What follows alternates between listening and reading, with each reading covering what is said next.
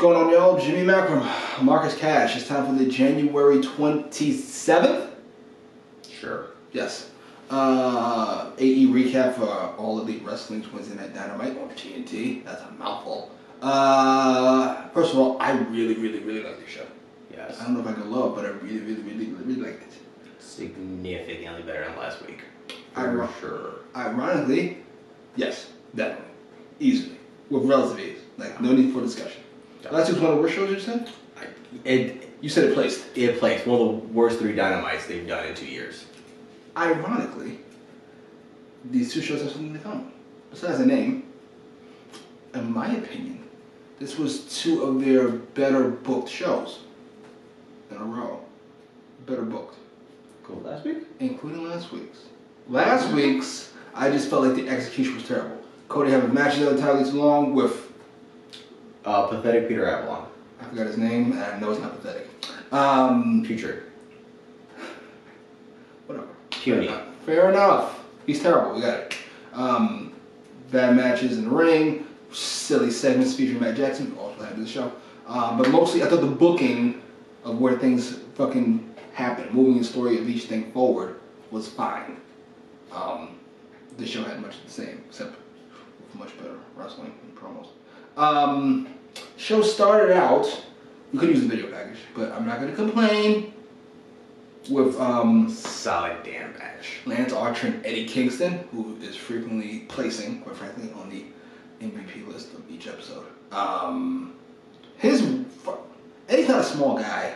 No. But he managed to work like a small guy with Archer. Like, he's just totally outclassed and muscled and bullied, and it was fantastic. But he still pulled off that, like, sloppy, not powerhouse, just kind of big for the sake of big old man offense. Yeah. And it works. I told you to put my comment on Eddie Kingston. I just would. Though Pac might make me evil words later in the night. Eddie goes over. Finally. Yeah, he needed this win. He needed it. And Archer can take a loss, apparently. Archer can take a few losses. Done with Archer. And he's a face now? I'm so done with Archer. Yeah, they didn't do him any favors. Like, that fucking being a heel and playing with your food, I guess. Being a face playing with your food, you're an idiot. And still playing with the camera. Yeah, come on, what are we doing? But you know he's a face because he had to leave his manager in the back just because he wanted to do this on his own. Boy, that bite him in the big ass. I mean, it worked. Fantastic. Eddie went over. Family jumped him afterwards. Family of violence. Jumped Jake the Snake Roberts. Jumped Lance Archer. And to be fair, I'm holding on to my theory really tight. We didn't actually see them jump the snake. They just had him when he brought out. I'm hoping that the snake turns. I'm hoping for it so badly. I'm hoping as well, because Lance Archer deserves it, because he's just silly the way he wrestles his matches. He's a murder hawk moron. There's a bunch of unnecessary things when he could have ended a match a long time ago. And a lot of it, only once did he just like lift the head or whatever. He's like, no, I'm not done yet. A lot of it was just nonchalantness for the sake of being stupid. You know, for the sake of being stupid. Jesus fucking Christ. I don't know what was next, but we're gonna say it was Sting and Darby, so we can get that out of the way. Sting and Darby with a promo backstage. In a warehouse. Not backstage, in a warehouse. I guess it was pre-taped. They had Sting do it last week, fair enough. This was to me the low light of, you know what? It wasn't. Actually, it wasn't the low light of the night. But it wasn't. It's weird. I've been begging for them to change this thing up with Sting and Darby, and then they did change it up, and it was worse. Somehow. It wasn't worse to me, but wow. Okay. It was still bad. Yeah, just promo being, what do they call them? Hooligans? Hoodlums. Hoodlums, which is why it's still bad. We are hoodlums. Like, I kind of buy into Darby being a hoodlum. Kind of. Sting, you sound ridiculous saying that. And not his greatest promo work. I just love the old white man who starts the promo going, we're not hoodlums. I'm not a hoodlum. I'm most certainly not a hoodlum, sir. He might be a hoodlum.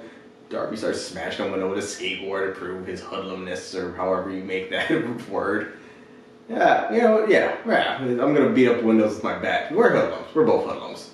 Because Darby wants to be a hoodlum, and I just want Darby to like me so bad. So I'm a hoodlum too now. No, actually, now that you mentioned the old white guy and stuff with it, that's probably how I would have went about it. I would have had Sting say I'm not a hoodlum, and then go into like, I'm a vigilante who beats the shit out of people type of thing. It's just some nice white words. Yeah, that would have worked for me. But him saying we are hoodlums, I don't know. I don't like it. You apparently loved it. This mother's cracking up over it. It's so bad. But infinitely better than it's Sting. It's snowing. They're whispering to each other, and he's out there with his bat, not using it against the gang of guys, just kind of pointing at them with it again. Jericho and MJF took on Griff Garrison and Brian Pillman Jr., the Varsity Blondes without an E. Which is a proper way of spelling it. Just not used to that one. No, if you don't know, now you know. You know. Match was fine. It was what it was. I'm mostly here for the shit show that is the Inner Circle, which is very quickly turning into the MJF show. And you know what? That's probably the way we should be going, quite frankly. Take all this heat Jericho built up, let me just give it to MJF, combine with the heat he had before, and fuck it all off to the races. And the thing that should come out of this, to me, if you said best case scenario is MJF becomes our top heel, and then Sammy becomes a top babyface. Once that thing blows up, the two of them. I'm here for Sammy saying, I see through you, and MJF kind of caught into it. I said, what did he say? Is that how you want to play this? Is that how you want to play it? Is that how you want to play it? Okay, solid. Match was fine though, I thought. I didn't love it. The highlight is the fact that Jericho wanted to show off he could still do the lion salts. Yes. After he got roasted last week for nearly killing himself. Yeah. He thinks he doesn't deserve it. You deserve it. He did deserve it. That Judas effect elbow to Brian Pillman's face was clean. Fantastic. And it might have been kind of flush because apparently Pillman had a bruise on his face afterwards. It sounds like you're all getting work, but we'll take it. Yeah, maybe. Sounds like Chris Jericho working people, that's what he does. But no, it's a picture of Pillman. Sounds like Chris Jericho working people, that's what he does. Yeah, maybe. It's a picture of Pillman. What, a picture of Jericho's elbow bruise, stupid? Right. He's old, they bruise now. They do. But no, it looked pretty clean. I'm here for the theory where MJF couldn't win the world title by himself, so he wanted to usurp this group, because that's going to be the rocket launcher and gets him over the hump and gets him that title, maybe? I don't hate that idea. I don't hate that idea at all. This thing might work out for the best. I don't like the fact that the entire Inner Circle is involved in the tag team battle royal next week. After we just had a match to determine the number one go-to tag team in the Inner Circle. Now we're going to have all three of them in the Battle Royal. That also includes the champions, by the way. As they let you know 4 times throughout the night, and then Matt said let you know at the end. Anyway, of course it was Matt. Here we go. Oh, Jesus. I got a whole rant on Matt Hardy in my head. Matt Jackson. Yes. We talked earlier about Sting and Darby. The complete opposite of that was Team Taz. First of all, Taz is awesome in everything he does. Then he fucked the merch guys. Then we get the Nash Mysterio spot where fucking, is that Cage? Yes, Cage threw one of those poor bastards into the fucking side of a truck. Clank. It made a fantastic noise, he did a fantastic bump, he took a fantastic fall afterwards. Hook, is that his name? Hook looked like a little hoodlum, quite frankly. Hook looked like a little badass, like he a little dangerous. He manhandled like a ragamuffin. Yeah, then Darby scooped one of these poor guys, the other poor guys, not Darby, Starks. Scooped the other poor bastard. I didn't know Starks had that kind of strength. Just ran through the table. Love that segment. And then Taz did some more talking, which was awesome. And I was here for all of that. And ironically, I don't think it was my favorite segment of the night. It looked like complete badass. Finally. Fantastic. Finally. I don't ask for much. That's something I do ask for. You know those merch guys? They look like just another victim.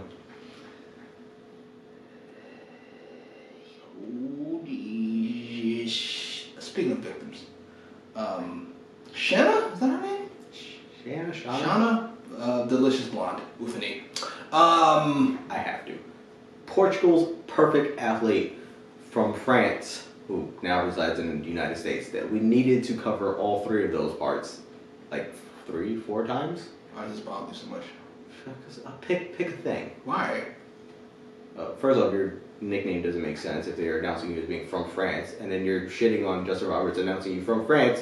We have to shitting on Justin Roberts announcing you from? That just come out of your fucking face? And you have to constantly go, but she resides in America now.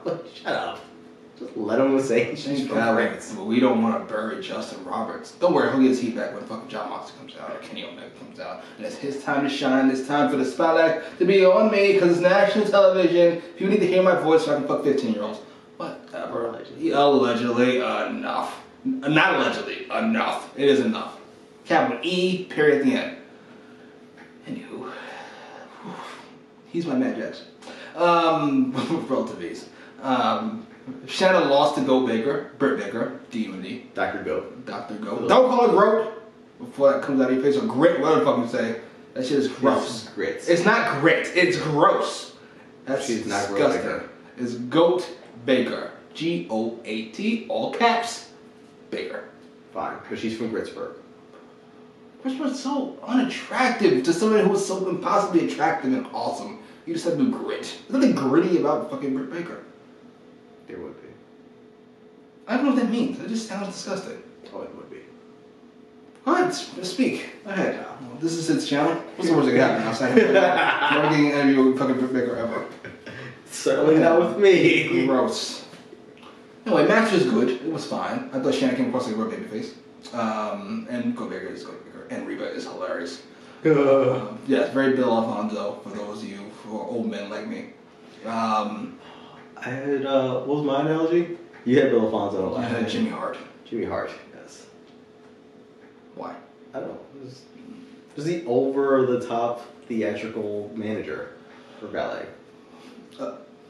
Yeah, she's a valet. No, she's a valet. A manager is somebody who manages people, and she is a valet. Baker's the boss, and you accompany me. I like the attack afterwards. I like the Thunder Rosa save. I thought because it's AEW, and they don't believe in heels and faces, or one of them doesn't at the very least. I thought when fucking Thunder Rosa had like a half smirk on her face, and then went back into the ring. I thought she was going to do something to Shanna. I had the same thought. I was like, dude, please. Just send a message. Yes, I was say, please don't fucking do this. And they did. And I was pleased. Thank God. Ugh. Why do I have to worry about things like this? Why? Yuck. Because Thunder Rosa is a face? Anyway, that was fun. That was fantastic. It would have been even better, but what happened before it, which I forgot, was the, not a handicap match. Handcuffs. Luchasaurus being handcuffed to... Cash Wheeler and Tully Blanchard. I'll never know the fucking FTR apart from each other. At least not their names. I can point out that's Perry Saturn and that's Fat D. Malenko, but I cannot... Dax and... Cash. Dax is bald. Okay, man, we'll figure it out eventually. You can send me goofy-ass Twitter links. They're fantastic. The match was really good. The handcuff at ringside I thought was silly at first. It kind of paid off because they were all invested in the match really heavily. Yeah. They showed their shock face every time there was a near fall. It worked splendidly. And they didn't waste a lot of time like having Tully and Cash trying to get into the ring or trying to help them cheat. Yes. Or anything, and like Luchasaurus trying to like get pulled from both. I thoroughly expected to see this spot where like he's getting pulled left and right. Did it a couple times. Yeah, but like they were sitting down in the chairs when they did it. It's not like it fair. took over the match. They allowed the spotlight to remain on Jungle Jack Perry and Dax Harwood. I don't know his name either. Jungle Boy gets the win, and he should, as you pointed out. He's the single star. Dax is the FTR. Is the tag team specialist. And to me, that's always how it should be. As a matter of fact, unless it was like Stone Cold team with The Rock or something like that, I would always have single stars lose to fucking tag teams if they're in a tag team match, and I would have fucking tag team guys lose in singles matches. Unless you're fighting, what's the woman's name? Marco Stunt or somebody. Then you can go over. How concerned I was when Marco Stunt wasn't handcuffed to anybody, and they allowed him to go to the back. I thought we were going to get a screwy finish that Marco Stunt saved the day, and that's why Jungle Boy won. You have no idea how scared I was after that. Because Jungle Boy goes over, FTR beats him down, gets the heat back fantastically. They pull out handcuffs and handcuff Luchasaurus up, even more fantastic. I wasn't here for all of this. So they beat the shit up. What? Gets even better though. They cut his horns off. Cut his horns off? It looked like they were going to cut fucking Jungle Boy's hair off. I was going to be upset because that should be at the end of the night. That's a big spot. That's a fucking shitty tag team all-time spot. Then here comes Marco Stunt, and then I see FTR bolt, and I get very upset very fast. Marco Stunt with a chair. Very upset very fast. Like, they should have just snatched that chair away. Like, what the fuck are you doing? But luckily, he had backup with him. Which, in my head, is why FTR bailed. They saw them before I saw them, and they bolted. Yes. That's my theory going forward. That has to have been the reason. Because you could have... I mean, if you blow hard enough, can you just push Marco Stunt over? Yes. I probably would have had those two spots, FTR and Go Bigger, separated by a bit. Yeah. They had them back to back. Yeah. But they both worked. And you know what? I'm not going to complain when I get good boogie. I'm not going to complain about how it happens. Just give it to me. It's a whole lot of heat, like, back to back. At the beginning of the show. It was great. I think this happened before all that, but it doesn't even matter. It doesn't even matter. Fucking listen. You know how much. Listen to me. I know you don't believe me, and if you watch the show, you have no reason to believe me. I understand. I like Cody Rhodes. I love Arn Anderson. Most people don't know this because they think I'm 30 something, and therefore my favorite tag team is the Dudleys or Edge and Christian or the Hardys. My favorite tag team is actually Arn and Tully. Most people don't know it. It's Arn and Tully. He's very fond of Arn. I love Tully Blanchard too. Even him, racist Tully and his racist daughter too. But I love them as a tag team. And I like Arn as a promo guy. This was all over the place. And like, with only two people being all over the place. Actually, no, in this, Cody was fine. Arn had something to say. And he said a whole bunch of nothing. Arn, I don't know if Arn could remember his lines. He had too many lines to remember. Or he just got distracted by, I don't know what, Cody's neck tattoo. I don't know what happened. That was all over the place. Like, Arn was just like yammering and stammering and just, you know, do you remember this date? That turns out to be your freaking birthday, by the way. Do you know this date? Does that ring a bell to you? Yeah, I was born, stupid. Like, what are you talking about? And then he goes, his dad wrestled and then had to fly to fucking see the birth of his son. Okay, I'm with you. This somehow correlates to Cody being distracted by the birth of his son, which isn't going to take place anytime soon, right? Yes, and significantly after when this match is going to be. So why is it so hard to just say yes to this match at Revolution? It was such a mess of a promo. It felt like they had 5 minutes to kill, and they just fucking decided to have Arn fill it. I would have just added 5 minutes to fucking Jackson Jungle Boy, quite frankly. Yeah. I love you think about it. Yeah. I think the alternatives for a second, but yeah, no. Yeah. Jackson Jungle. Yeah. Red Velvet comes out. They bring her out because she's going to replace Brandy. And it's going to be Cody and fucking Red Velvet versus Shaq and Jade Cargill. If I was, this is pay-per-view. This is pay-per-view, right? Yeah, Revolution. Yeah. All right, I guess we can't screw the fans who really want to pay to see this match. But if this was on free TV, I would have Jade and Red Velvet start the match. I'd have Jade hit whatever the fuck her finisher is, and that would be the end of the match. And Shaq would never get in the ring, and Cody would never get in the ring, and that's how we extend it. And it's just hilarious. I would have Jade and Shaq laugh their way back up the ramp. You know what? I'm here for that. I want that to happen even on pay-per-view. Fuck them. You decide to buy it for Shaq. Here's what you get. Nothing. Because now you can build for the next 3.5 months to the next pay-per-view for Shaq's actual Jade match. is a star, and Cody and Shaq is built up for later, I guess. That promo makes sense because your baby's about to be actually born. So yeah, I said in the part of the show I didn't like. I'm wrong, we liked all that we'll say promo stuff. Promo stuff last week. Yeah. The two things I hated this week were promo stuff. Yeah.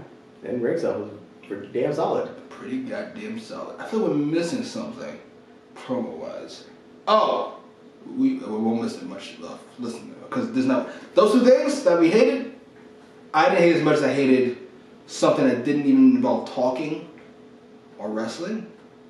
Because while the Good Brothers were talking, Matt Jackson was chomping his gum with this gigantic earring in his ear.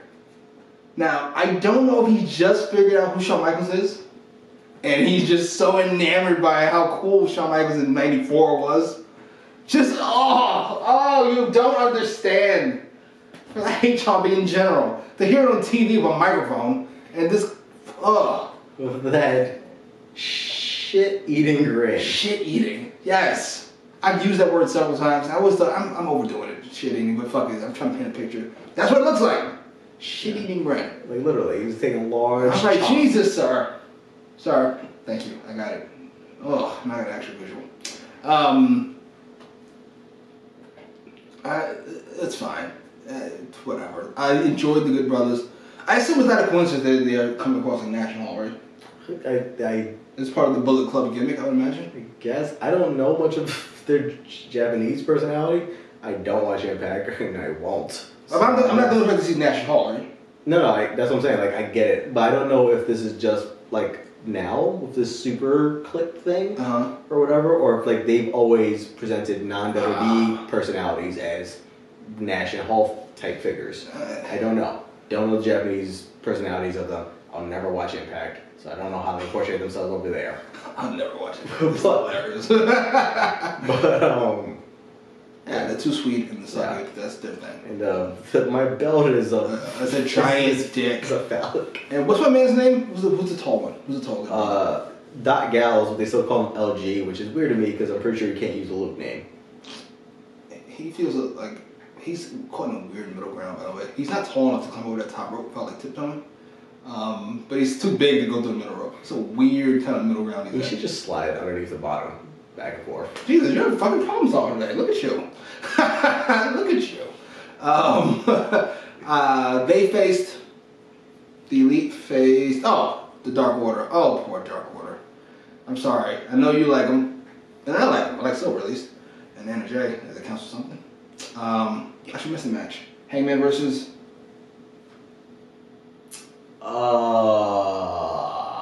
Right. Ryan Ziegler. It was fine. It was not the greatest debut for Ryan Ziegler, but it was fine. It was not. To be fair, it's not his fault. It's not, and trying to less than satisfactory levels mimic your older brother's moveset, like with all theatrics and everything, didn't help.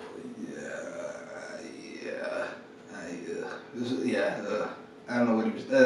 I mean, to be fair, you would go to something that worked, and then you have the excuse of like we're related. So we train together, or whatever. You know what I mean? But like, unfortunately, his brother is a knockoff of a knockoff of a knockoff. So like, you are now like fourth generation knockoff. People are gonna go ugh. Like we've seen this several times. And one of those knocks is in the front row. So there's that. Yes. Jesus fucking Christ. Those who are not around for the $1 billion gun, thank God. Yeah, it's Ryan Nemeth was all right. Yes. I think he'll be a solid hand on Dark. Here we go. But already relegated motherfucker. Where less than fantastic people belong. Jesus. Matt Jackson. But yeah, it wasn't bad. They could have done a lot worse. They have done a lot worse. They did a lot worse last week. Entirely too long. Matt Hardy's watching the match. Matt Hardy fucking comes out and he fucking gives Hangman his love and support. If that's the only reason he's here, it's because he dresses in front of catering and you're creeping out the chefs and pulls your dick back in your pants and you can always dress in my locker room. That's not gay at all. I have plenty of space. And I guess if this is going to be some type of bidding war for Hangman Page, I guess I'm here for it. Yes, it makes sense for Matt Hardy to start because he's greedy, he wants the money because he's going to have a shitty contract for Hangman, right? But he wants to grow his group. But yes, the bidding war. Dark Order could do it. So, and you have a bajillion factions in AEW. Let them all go for him. I want to see the Nightmare family go after him and fail miserably, by the way. Money Matt Jackson go for him and fail. Family of Violence go for him and fail. I want to see all of it. Team Taz. Oh my god, how awesome is that going to be? Can I complain about Hangman for a second? No. Well, come on. You're doing better than that. I like people who have a plan. Okay? Okay. Bookers in particular have a plan. So you don't like the show? You finish sometimes. But sometimes, when something falls in your lap, you gotta roll with it. I always go with Edge, 2006. Takes the belt off Cena, New Year's Revolution. Love that pay-per-view. Cena was getting booed, put the belt on Edge. Edge is the champion. But because we have Triple H versus Cena playing at WrestleMania, Cena's got to take the belt back. But ratings popped for a whole month of Edge champ. Mainly because he was doing ridiculous shit. There was a sex thing. There was a TLC match with Ric Flair. It was just a whole bunch of shit. There was a reason the ratings was high. But the point is, it was working. I would have called an audible and triple threat, or so I would have figured it out. Edge had to stay the champ. Okay? Hangman was so hot. I don't remember how long ago it was at this point. Forever ago, pre-elite. I would have called an audible and figured something out where Hangman is not the lone person left out in the cold. He's the man without a home, essentially. And if people think that's a storyline, I guess they can turn into him, but it isn't. Everybody else is busy doing shit. Hangman is fucking not nearly as hot as he was before. I'm bothered by this. Yeah. I'm bothered by this. He's definitely taking a few steps back. A few steps back. A few stumbles back. You know what? Yes. Because he's a Trump. I'm with you. I would have put the belt on Hangman. And then I would have Omega do the turn on Hangman. That's what I'm going to do. No problem with that. At the very least, before this potential faction bidding war fell into our lap, he would just be leading Dark Order right now. He's not a leader. He would have been at the helm of Dark Order, as they are a group of enablers. Are you seriously going to continue with this babyface Dark Order, are you? Well, I think they kind of have to for a little while. I don't understand why. Sympathy or whatever. I don't see that. We don't see that. No, that's not what I mean. I'm not fucking, don't bring on your Twitter hate on me. We're not on the same page. I was with you by fucking not having on a TV show. I wouldn't have called it a charity if I could get this kid out of here and throw him on the street. Of all the places you went, I wouldn't have went there. I didn't say on the street. The point is, not on the street. The point is, this lovely home, I'm sure. You don't have to acknowledge. I'm not saying you have to acknowledge. You just make somebody else the leader, Anna Jay. And then she says we're moving in a different direction. And they kick the crap out of somebody. Somebody you like. I don't care. That's not important. They kick the crap out of Hangman turns them down, they kick the crap out of Hangman. Because we're heels. What did you say? And we do gang shit. That boom. Boom. I'm with that. I don't think they'll give Anna Jay the leadership. Somebody explain to me why? Besides the fact that she's a woman not named Brandy Rhodes? I got none for you, Chief. I think that's the reason why. But although I prefer 99, since she's the great one, and that's why she has 99 instead of a number that follows a sequence. I think Hangman, even reluctantly saying, "Okay, I'll join you guys," and then not even being a leader in like a decision-making role. They just look up to him. Maybe he defers to Uno or Stu or even Anna. But they just keep enabling him, and they're just like a bunch of yes men around. Oh my god, that might actually work. Seeing Silver be fucking Hangman's yes man. Even though Hangman doesn't want to make any decisions. But Silver's like, yeah, it's a good idea. He's like, yeah, whatever you want. It's like, all right, Adam, you're so great. I think you just sold me on this. I've been fighting for you for about a month now. This fucking Hangman is fucking leading Dark Order. That works for me. That was my idea the whole time. I just couldn't verbalize it. Just a bunch of enablers. Like they just keep handing him bottles. They're just like, yeah, Adam. Now, that's the main event. Dark Order versus Super Elite. Is that what they call themselves? I know Sid calls them that. I don't know if that's what they call themselves.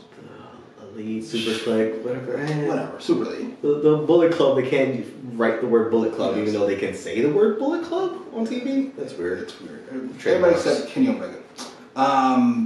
Match is fine. In fact, I go a step further. I thought it was really pretty good. I like the spots. I know it's shocking for a Young Bucks match, but I like the spots. They had spots in the match, believe it or not. Silver to me is always the star, and he came across the star in this match too. I love the spot where he calls out Gallows.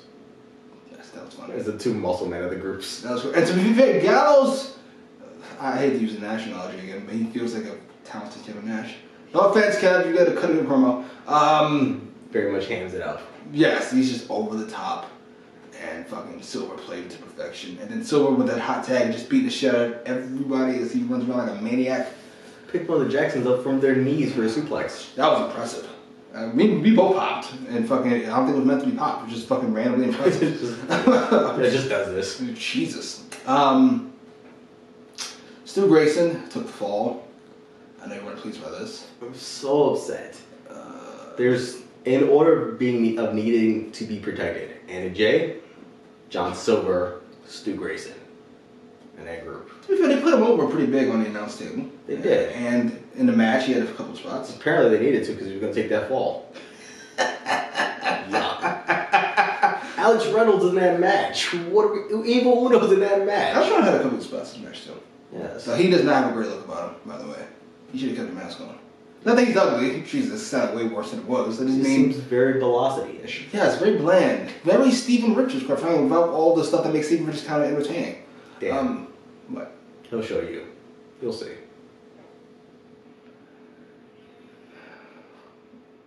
You know what I hate most about it? Is that I'm pretty sure everybody watching, me and Sid, I don't know if we're going to get that analogy.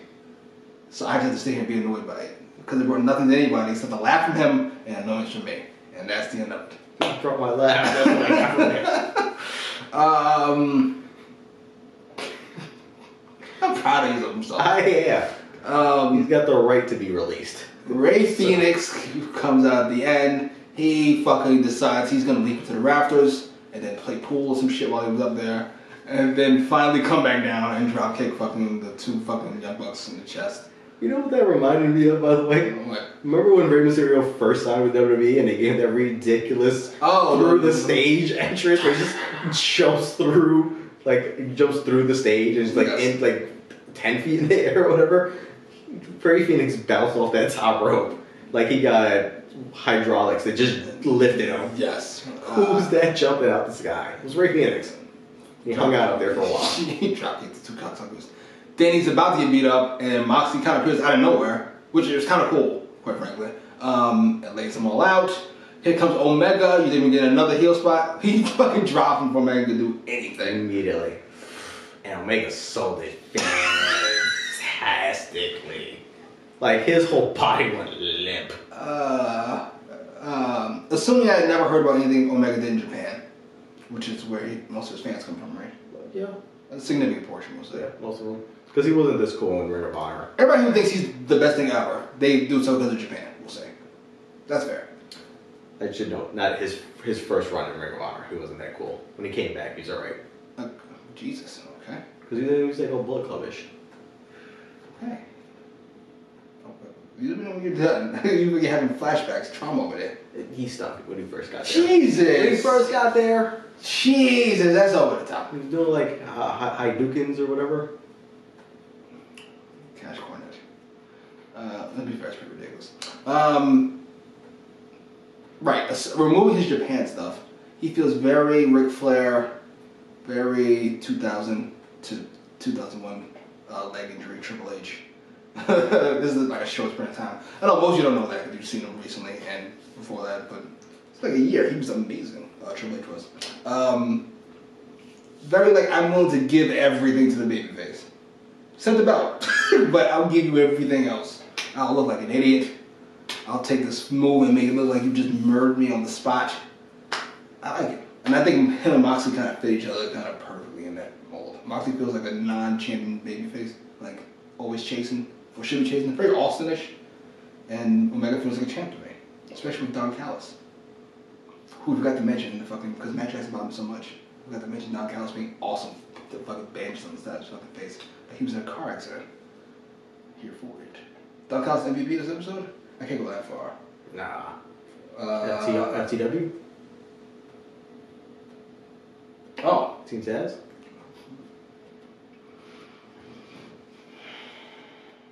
That was really good.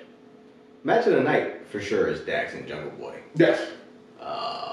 But in terms of that segment still had Marco Stunt in it at the end, so I think Team Taz is You're ridiculous. Oh, god damn it. This is a tough one. You know what? I'm gonna go with Team Taz 1. I'm gonna go MJF 2. Because he had the match and he had a segment. And then, I don't know. Fair enough. It gets a little, there's fucking Moxley and Kingston and the usual suspects. The usual suspects. Great movie, by the way. Watch when you get a chance.